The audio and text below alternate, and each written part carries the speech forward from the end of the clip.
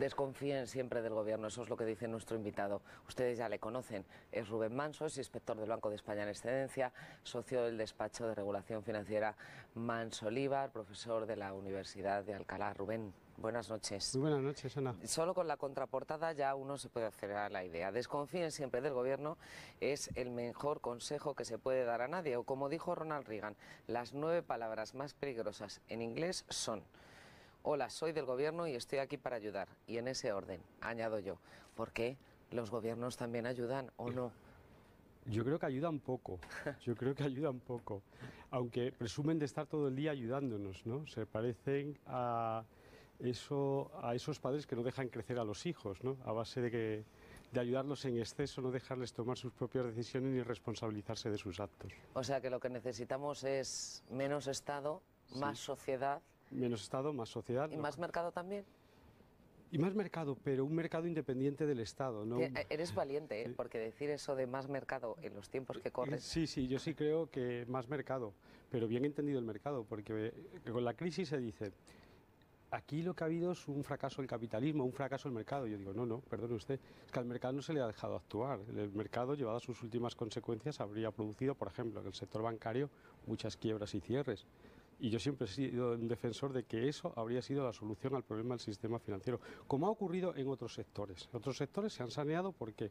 Porque el mercado ha actuado hasta sus últimas consecuencias. El mercado es un sistema de exigencia de responsabilidades. Quizá con más mercado ni siquiera muchas entidades financieras habrían llegado al extremo de estar al borde de la quiebra. Probablemente, es decir, si el mercado se hubiera aplicado mucho antes, estas entidades se hubieran enfrentado a sus necesidades de financiación antes, hubieran publicado bien sus cuentas, efectivamente el mercado las habría disciplinado. Y algunas habrían tenido que cerrar, pues habrían cerrado, como han cerrado los talleres mecánicos u otras industrias, no pasa nada. Es decir, el mercado no le promete a nadie la vida eterna, solamente le dice que si se adapta a las circunstancias y luego siempre hay un componente de suerte, podrá seguir adelante, y que si no, pues tendrá que cerrar y volver a empezar en otra cosa. Destinando cada vez más fondos, más recursos, más esfuerzos a salvar a ese sector financiero del que hablas, corremos el riesgo de dejar desprotegidas a familias y a empresas en una situación delicada, y al final que el sector financiero, que obviamente debe funcionar porque es el corazón del sistema de alguna manera, pero que acabe arrastrando al resto si no damos con la solución adecuada. Hombre, parece que lo está arrastrando, ¿no? O sea, parece que la crisis de deuda pública que tienen los estados, y presumo de haberlo dicho en esos artículos que se publican hace ya años, la crisis de deuda pública proviene en parte de un maridaje que hay entre la financiación pública y la financiación del Banco Central a los bancos privados. Es decir, al final el sector financiero está arrastrando al sector público. Muchas veces ha dicho, en España no había una crisis realmente de deuda pública. Pues es verdad, tampoco el volumen de deuda pública era exagerado. Ahora es exagerado o empieza a ser muy alto. ¿Y desde cuándo? Desde que el sector público se ha puesto a ayudar al sector financiero. ¿Y cómo lo resolvemos ahora? Porque estamos en el medio de la tormenta.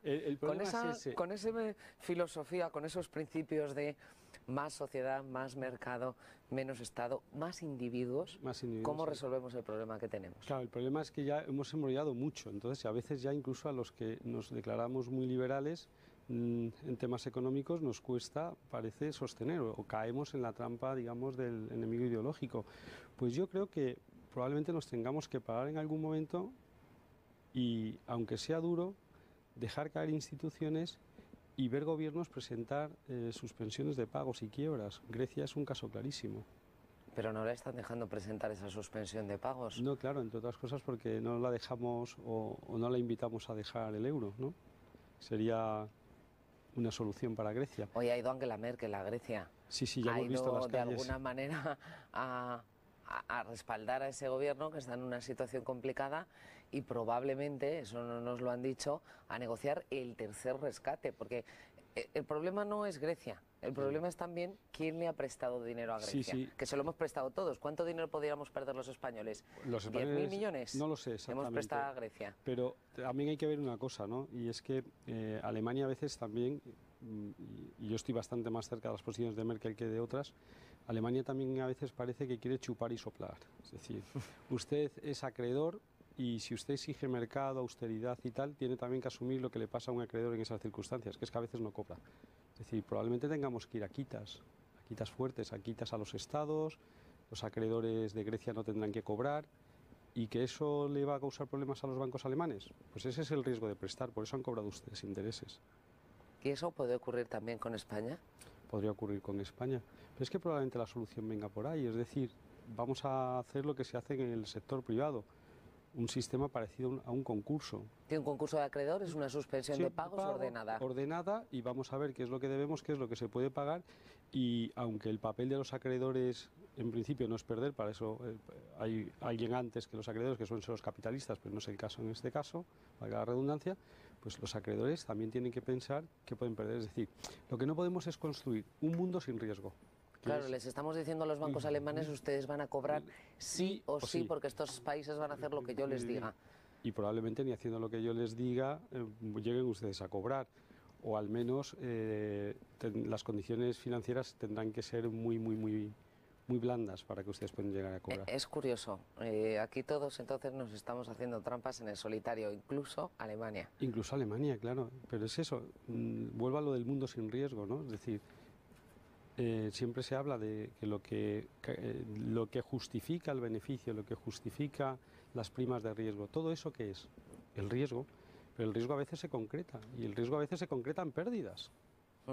Y parece que queremos una civilización occidental, porque esto es una cosa que le pasa a Occidente, en el que no hay riesgos y los riesgos no se materializan nunca. Pero lo que es cierto es que para la gente corriente los riesgos se materializan. Mucha gente que no ha podido pagar sus casas, gente a la que se le ejecutan las hipotecas. Oiga, pues eso también le tiene que ocurrir a los grandes. Yo soy de la opinión de que a los grandes no les ocurra porque el mercado funciona para un segmento de la población, pero no funciona para otro segmento de la población. Hay otro segmento de la población que parece que al final el Estado siempre les socorre. ¿Qué es lo que está pasando con los bancos alemanes? Es lo que está pasando con los bancos alemanes. Lo que pasa es que cada Estado, cada gobierno tiene unos recursos, puede llegar más o menos lejos. El poder de Angela Merkel es mucho más que el que tiene el gobierno de España, el gobierno de Rajoy o el gobierno de Zapatero, sí, me da igual. Lógicamente las capacidades de Alemania no son las nuestras, eso es así. ¿Y qué capacidad tiene en ese mundo imperfecto el gobierno de España? Bueno, el mundo siempre es imperfecto, es decir... Sí, injusto e imperfecto. Injusto e imperfecto, es decir, la justicia y la perfección no están en este mundo, eso es así. Pero bueno, yo creo que un Estado muy endeudado tiene escasa capacidad. Cualquier empresa que está muy endeudada, más endeudada de lo que su capacidad financiera le permite, pues está en manos de sus acreedores. Y esa es la situación hoy de España. Esa es la situación de España. El gobierno español tiene un Estado... dirige un Estado tremendamente endeudado por encima de sus capacidades. La prueba es que la diferencia entre ingresos y gastos antes de pagar intereses ya es negativa. Antes de pagar intereses ya es negativa. Por tanto, usted está en manos de lo que le digan sus acreedores. ¿Es creíble, en tu opinión, el informe del Fondo Monetario Internacional? Es que yo de los informes, por ejemplo, hoy que entendía de Guindos, ¿no? Dice, bueno, esperemos que se equivoque, es que el Fondo Monetario se equivoca, el gobierno español también se equivoca. Es decir, la capacidad de pronosticar en economía es mucho más limitada de la que los gobiernos nos han vendido siempre. Lo que pasa es que tienen ahí una rémora todavía de planificación central soviética por la que creen que los gobiernos son capaces, ¿no? Capaces de decir exactamente lo que va a ocurrir. No hay capacidad humana para poder pronosticar lo que va a ocurrir ni hacer previsiones económicas con la calidad que pretendemos. Bueno, lo que sí dice el FMI, y ya esto no es predicción, es realidad, son datos del año pasado, es una cuestión que se ha suscitado, hemos hablado de ella en Kilómetro Cero. España ha sufrido salidas de capital entre junio de 2011 y junio de 2012 de 296.000 millones de euros, un 27% del Producto Interior Bruto del año pasado.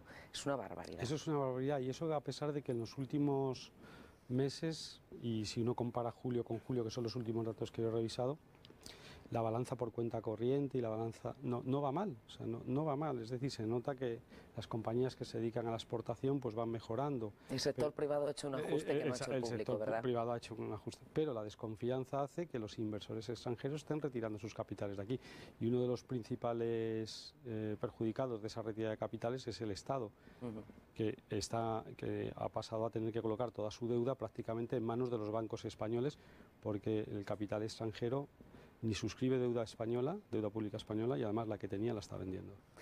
La única fórmula para que vuelvan a confiar en nosotros es cumplir con el objetivo de déficit de este año a Hombre, muy corto plazo, obviamente. Sí, más o menos cumplirlo, es decir, tampoco nos llevamos luego las manos a la cabeza de que el déficit se ha ido una décima o se ha ido dos, porque, y digo, los cálculos no son tan exactos como parecen en economía, pero una voluntad férrea de cumplir el déficit y más o menos cumplirlo y que se vaya viendo una reducción del déficit paulatina, pues indudablemente dará confianza. Lo que pasa es que, claro, el Estado o el Gobierno, hay partes de reducción del gasto que parece que no quiere, de las que no quiere hablar, como es la reforma de todo el sistema político, ¿no?